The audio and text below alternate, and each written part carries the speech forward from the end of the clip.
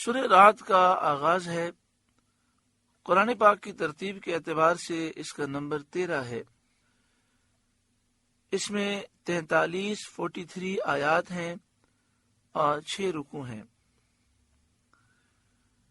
رعد کے لفظی معنی ہوتے ہیں کڑک۔ جب بادل گرجتے ہیں اور جو آواز پیدا ہوتی ہے اسے بھی عربی میں رعد کہتے ہیں۔ یہ سورہ رعد مکی ہے کہ مدنی، اس میں اختلاف ہے۔ ایک روایت کے مطابق یہ سورت مکی ہے۔ حضرت عبداللہ بن عباس رضی اللہ تعالی عنہما فرماتے ہیں کہ 2 آیتیں مدنی ہیں، باقی پوری سورت مکی ہے۔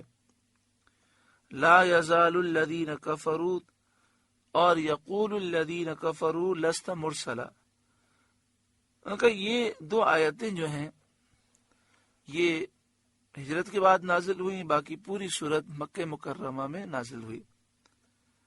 لیکن دوسرا قول یہ ہے اور یہی مشہور ہے کہ یہ سورت مدنی ہے۔ دوسرے قول کے مطابق چونکہ یہ سورت مدنی ہے تو ان کے نزدیک نزول کے اعتبار سے اس کا نمبر 96 ہے۔ اس سورہ مبارکہ میں 855 کلمات ہیں، 855 کلمات ہیں، 3506 حروف ہیں۔ بسم اللہ الرحمن الرحیم، اللہ کے نام سے شروع جو نہایت مہربان رحم والا۔ الف لام میم را، حروف مقطعات ہیں جن کے معنی اللہ جانتا ہے اور اللہ کی عطا سے اس کے محبوب جانتے ہیں۔ تلک آیات الکتاب، یہ کتاب کی آیتیں ہیں یعنی قرآن پاک کی آیات ہیں۔ والذی انزل الیک من ربک الحق، اور وہ جو آپ کی طرف آپ کے رب کے پاس سے اترا حق ہے، یعنی یہ قرآن مجید فرقان حمید یہ حق ہے، اس میں کچھ شبہ نہیں۔ وَلَكِنَّ أَكْثَرَ النَّاسِ لَا يُؤْمِنُونَ، مگر اکثر لوگ ایمان نہیں لاتے، یعنی مشرکین مکہ ایمان نہیں لاتے، جو یہ کہتے ہیں کہ یہ کلام محمد مصطفیٰ صلی اللہ علیہ وسلم کا ہے، انہوں نے خود بنایا۔ اس آیت میں ان کا رد فرمایا گیا، اور اس کے بعد اللہ تعالی نے اپنی ربوبیت کے دلائل اور اپنی قدرت کے عجائب بیان فرمائے جو اس کی وحدانیت پر دلالت کرتے ہیں۔ اللہ الذی رفع السماوات بغیر عمد ترونہا، اللہ ہے جس نے آسمانوں کو بلند کیا بے ستونوں کے کہ تم دیکھو۔ بغیر عمد، اللہ نے آسمانوں کو بغیر ستونوں کے بلند کیا۔ اس آیت کریمہ کی تفسیر میں مفسرین فرماتے ہیں کہ اس کے 2 معنی ہو سکتے ہیں۔ ایک معنی تو یہ ہوگا اللہ الذی رفع السماوات بغیر عمد ترونہا، اللہ نے آسمانوں کو بغیر ستونوں کے بلند کیا جیسا کہ تم ان کو دیکھتے ہو، یعنی حقیقت میں کوئی ستون پلر ہے ہی نہیں۔ اور یہ بھی معنی ہو سکتے ہیں تمہارے دیکھنے میں آنے والے ستونوں کے بغیر بلند کیا۔ اس پر معنی یہ ہوں گے ستون ہیں تو صحیح مگر تمہارے دیکھنے میں نہیں آتے، لیکن پہلا قول زیادہ صحیح ہے، اور اسی پر جمہور مفسرین ہے کہ اللہ تعالی نے بغیر ستونوں کے آسمان کو بلند کیا جیسا کہ تم ان کو دیکھتے ہو، یعنی حقیقتاً آسمانوں کے ستون نہیں ہیں، بغیر ستون کی آسمان کھڑے ہیں۔ ثم استوى علی العرش، پھر عرش پر استوا فرمایا جیسا اس کی شان کے لائق ہے۔ استوا کا لفظی جو معنی ہے وہ یہاں نہیں کیا جا سکتا، کیونکہ استوا کا معنی ایک ہوتا ہے برابر ہو جانا، بیٹھ جانا۔ اللہ تعالیٰ ان چیزوں سے پاک ہے، وہ جسم سے پاک ہے، کھڑے ہونے بیٹھنے سے پاک ہے، وہ سمت و ڈائریکشن جہتوں سے پاک ہے۔ اس لیے اعلیٰ حضرت امام اہل سنت نے استوا کا ترجمہ نہیں کیا، جس میں اشارہ اس طرف ہے کہ یہ آیات متشابہات میں سے ہے جس کے ہم معنی نہیں جانتے، جیسے الف لام میم کا ترجمہ الف لام میم، ہم کوئی ترجمہ نہیں کرتے، تو اس لیے اعلیٰ حضرت نے یہاں ترجمہ فرمایا، پھر عرش پر استوا فرمایا جیسا اس کی شان کے لائق ہے۔ وَسَخَّرَ الشَّمْسَ وَالْقَمَرَ، اور سورج و چاند کو مسخر کیا، یعنی سورج و چاند لوگوں کو فائدہ دیتے ہیں اور پوری دنیا کی مصلحت ان سے وابستہ ہے، اللہ کے حکم کے مطابق وہ گردش کرتے ہیں۔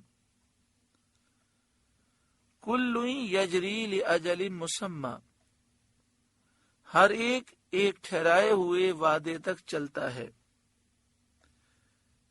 یعنی سورج و چاند یہ ایک مقررہ وقت تک چلیں گے، اور اس سے مراد ہے فنائے دنیا کے وقت تک۔ جب دنیا فنا ہو جائے گی تو سورج و چاند کو بھی فنا ہے، اس وقت تک یہ چلتے رہیں گے، یعنی قیامت آئے گی اور جب پہلی سور پھونکی جائے گی، جہاں ساری دنیا فنا ہوگی، سورج و چاند بھی فنا ہو جائیں گے۔ لیکن لِأَجَلٍ مُّسَمَّى، ایک ٹھہرائے ہوئے وعدے تک، اس کی ایک اور تفسیر بھی ہے۔ حضرت عبداللہ بن عباس رضی اللہ تعالی عنہما نے فرمایا کہ لِأَجَلٍ مُّسَمَّى سے ان کے درجات اور منازل مراد ہیں، یعنی وہ اپنے منازل اور درجات میں ایک انتہا تک گردش کرتے ہیں جس سے تجاوز نہیں کر سکتے، یعنی وہ ایک مدار میں ایک سسٹم کے تحت گھوم رہے ہیں۔ سورج اور چاند میں سے ہر ایک کے لیے سیر خاص، جہت خاص کی طرف، سرعت اور بطوع حرکت کی مقدار خاص سے مقرر فرمائی ہے، یعنی سورج و چاند کے لیے ایک نظام مقرر ہے کہ انہیں کہاں چلنا ہے، کتنا چلنا ہے، ان کی سپیڈ کتنی ہوگی، ان کا گردش کا دائرہ کتنا ہوگا، یہ سب اللہ تعالیٰ نے مقرر فرمایا ہے۔ اور دونوں تفسیروں کو دیکھا جائے تو دونوں ہی باتیں حق ہیں کہ سورج و چاند کے چلنے کا ایک نظام ہے، اور یہ اس وقت تک چلیں گے جب تک قیامت واقع نہ ہو جائے۔ جب سور پھونکی جائے گی تو یہ بھی فنا ہو جائیں گے۔ یدبر الامر، اللہ کام کی تدبیر فرماتا ہے، سارا نظام اللہ چلاتا ہے۔ یفصل الآیات، مفصل نشانیاں بتاتا ہے، اپنی وحدانیت کی نشانیاں، اپنی قدرت کے کمال کی نشانیاں۔ لعلکم بلقاء ربکم توقنون، کہیں تم اپنے رب کا ملنا یقین کرو، یعنی یہ نشانی اس لیے دکھائی جاتی ہیں، اس لیے بیان ہوتی ہیں تاکہ تم اپنے رب سے ملاقات کا یقین کر لو کہ ایک دن مرنا ہے اور مر کر اللہ کے حضور پھر اٹھنا ہے، اور کل بروز قیامت رب کو جواب دینا ہے۔ تم جان لو کہ جو انسان کو عدم کے بعد وجود دینے پر قادر ہے، انسان کا وجود نہیں تھا، اللہ نے اسے وجود دیا، پیدا کیا، وہ اس کو موت کے بعد بھی زندہ کرنے پر قادر ہے۔ وَهُوَ الَّذِي مَدَّ الْأَرْضَ، اور وہی ہے جس نے زمین کو پھیلایا، وَجَعَلَ فِيهَا رَوَاسِيَ وَأَنْهَارًا، اور اس میں لنگر اور نہریں بنائیں، لنگر سے مراد ہے مضبوط پہاڑ۔ وَمِن كُلِّ الثَّمَرَاتِ جَعَلَ فِيهَا زَوْجَيْنِ اثْنَيْنِ، اور زمین میں ہر قسم کے پھل دو دو طرح کے بنائے، ہر قسم کے پھل دو دو طرح کے ہیں۔ اس سے کیا مراد ہے؟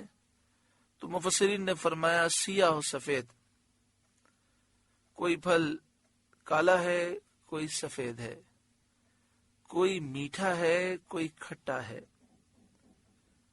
کوئی چھوٹا ہے کوئی بڑا ہے، کوئی بری ہے کوئی بستانی ہے، کوئی گرم ہے کوئی ٹھنڈا ہے، کوئی تر ہے کوئی خشک ہے۔ فرمایا اس طرح اللہ تعالیٰ نے قسمیں پیدا فرمائی۔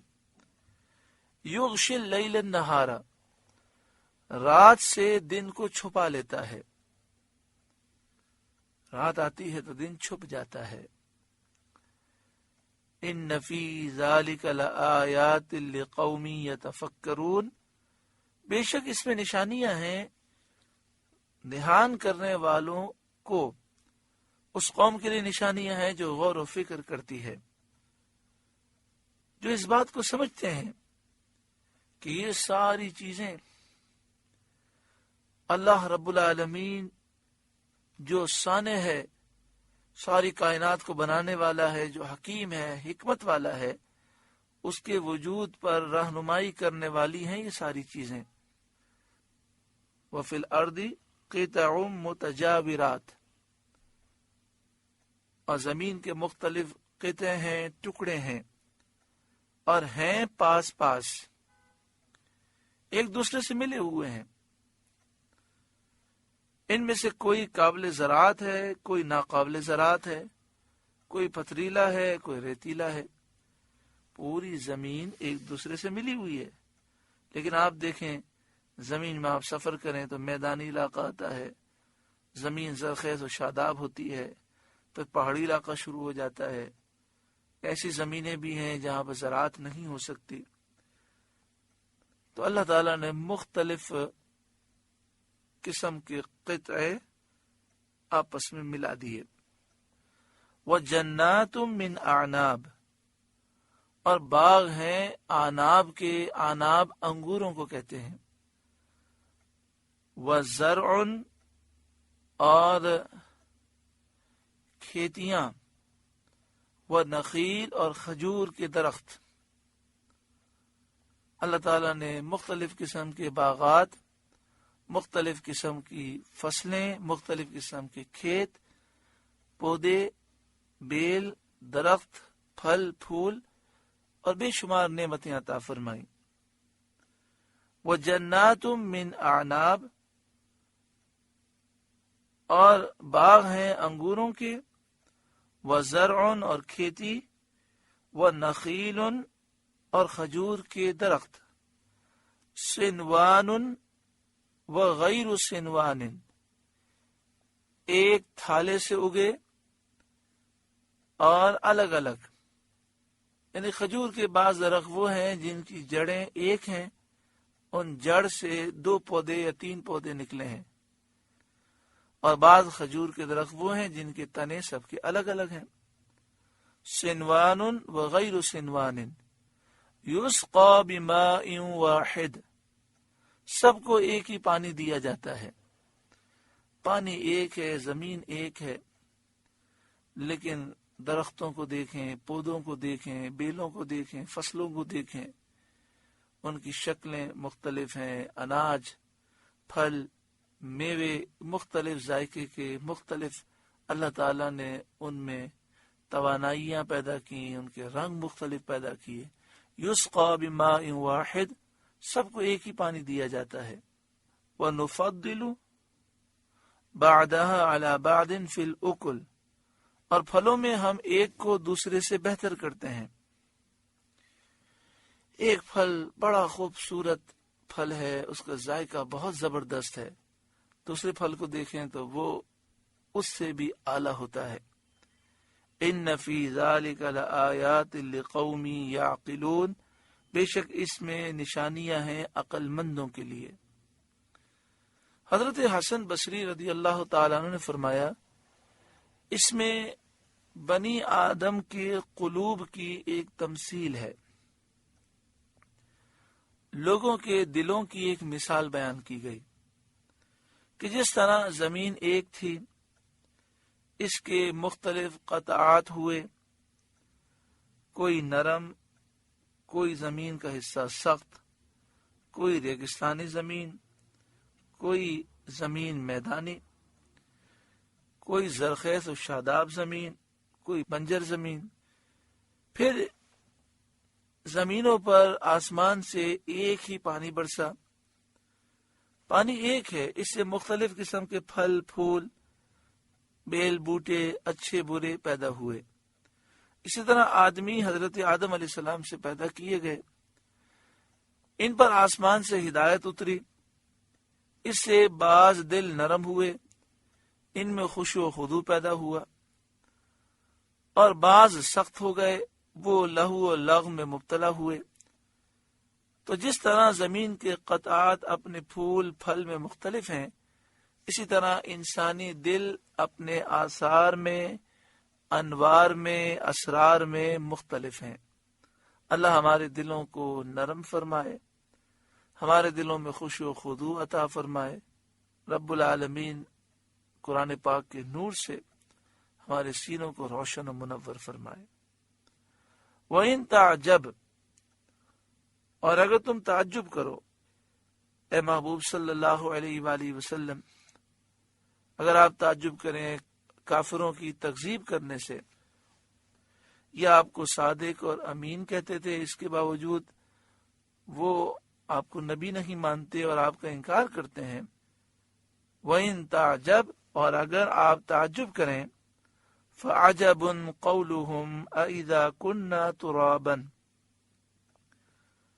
تو اچھمبا تو ان کے اس کہنے کا ہے، یعنی ان کا یہ قول بہت تعجب انگیز ہے کہ انہوں نے کہا کہ کیا ہم مٹی ہو کر پھر نئے بنیں گے.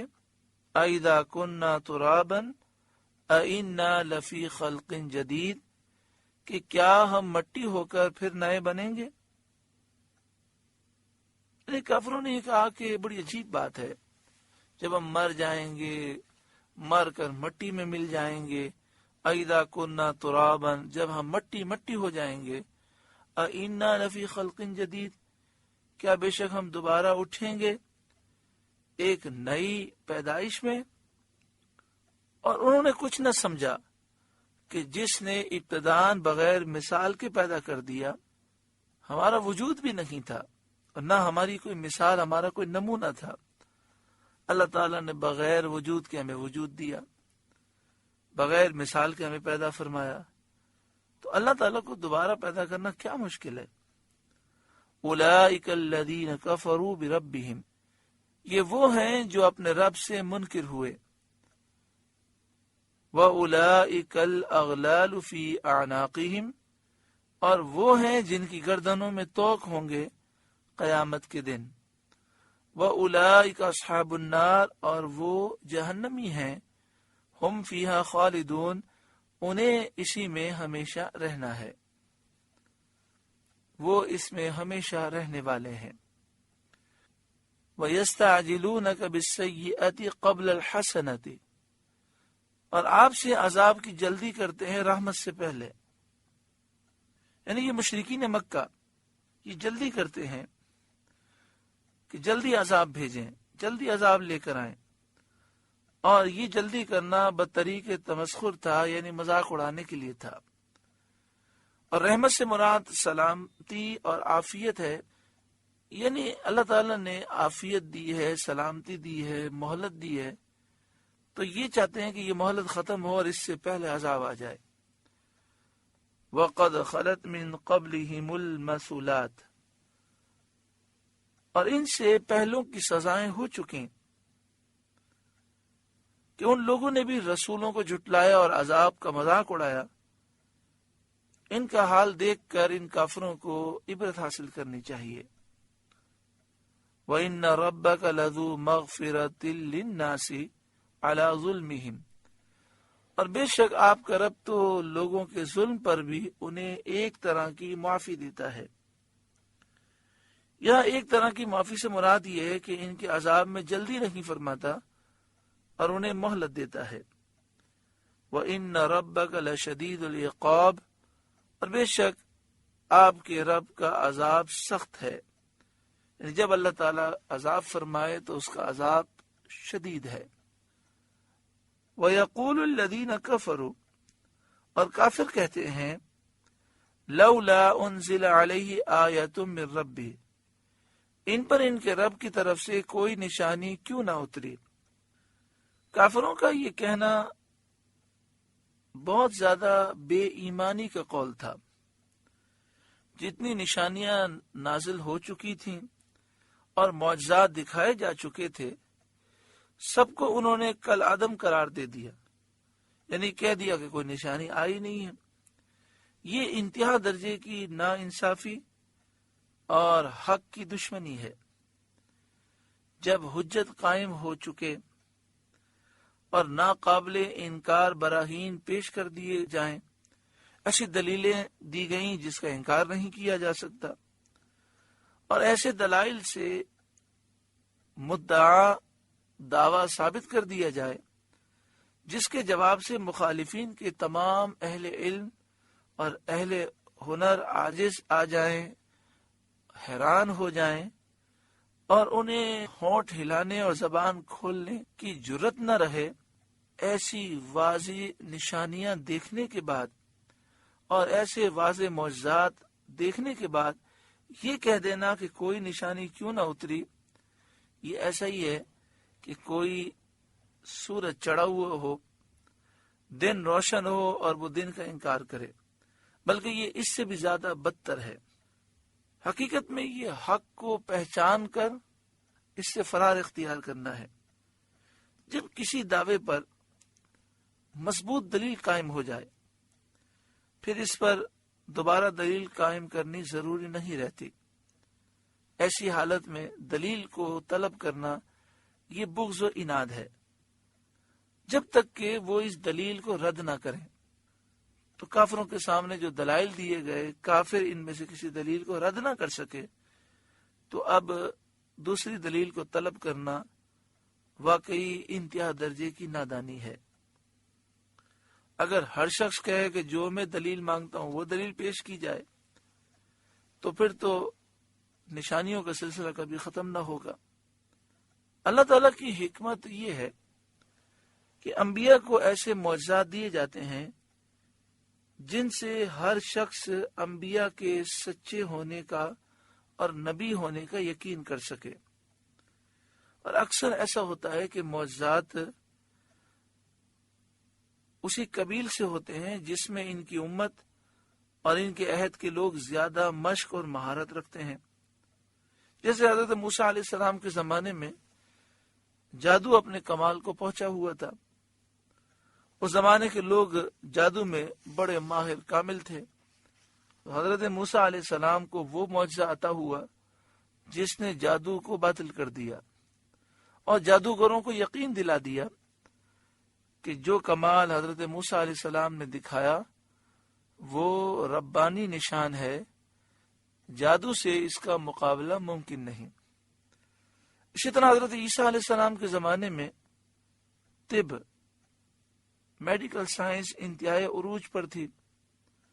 حضرت عیسیٰ علیہ السلام کو بیماریوں کی شفا اور مردوں کو زندہ کرنے کا وہ معجزہ عطا فرمایا گیا جس سے طب کے ماہر عاجز ہو گئے، اور وہ اس یقین پر مجبور تھے کہ یہ کام طب سے ناممکن ہے۔